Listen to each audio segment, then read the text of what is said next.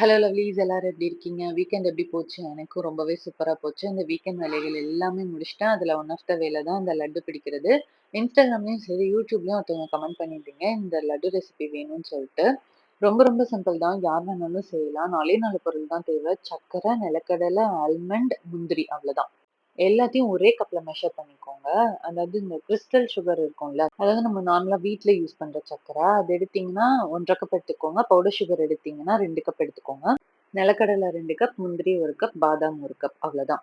நான் ஸ்வீட் வந்து ரொம்ப ரொம்ப ரொம்ப கம்மியா தான் சாப்பிடுவேன். அதனால வந்து எனக்கு இந்த சுகரே வந்து ஓகேவா இருந்தது. இல்ல உங்களுக்கு அதிகமா வேணும்னா நீங்க போட்டுக்கலாம்.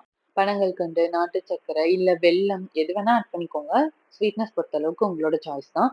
வீடியோல பார்த்துருந்தீங்கன்னா தெரிஞ்சிருக்கும். லைட்டா அந்த பிசுபிசுன்னு புடிக்கிற மாரி ஸ்டேஜ் வரைக்கும் தான் அரைச்சு எடுத்துக்கணும். ரொம்ப எண்ணெய் விடுற அளவுக்கு அரைச்சுட்டோம்னா, அந்த எண்ணெய் ஸ்மெல் வந்து அடிக்கும். ஏன்னா ஆல்மண்ட்ல இருந்தும் எண்ணெய் விடும். நிலக்கடலையில இருந்துமே எண்ணெய் வரும். அதனால அரைக்கும்போது மட்டும் கேர்ஃபுல்லா அரைச்சுக்கோங்க. அந்த ஒரு ஸ்டெப் தான் இதுல வந்து கொஞ்சம் சேலஞ்சிங்கா இருக்கும். அதுக்கப்புறமா நெய் சேர்த்து நல்லா பவுடர் சுகரோட மிக்ஸ் ஆகுற மாதிரி பெசஞ்சு விட்டு லட்டு பிடிச்சு சாப்பிட வேண்டியது தான். பெரியவங்கல இருந்து குழந்தைங்க வரைக்கும் யார் வேணா சாப்பிடலாம். ட்ரை பண்ணிட்டு எப்படி வந்துச்சுன்னு மறக்காம கமெண்ட் பண்ணுங்க. வீடியோ பிடிச்சிருந்தா லைக் பண்ணிட்டு சப்ஸ்கிரைப் பண்ணிக்கோங்க.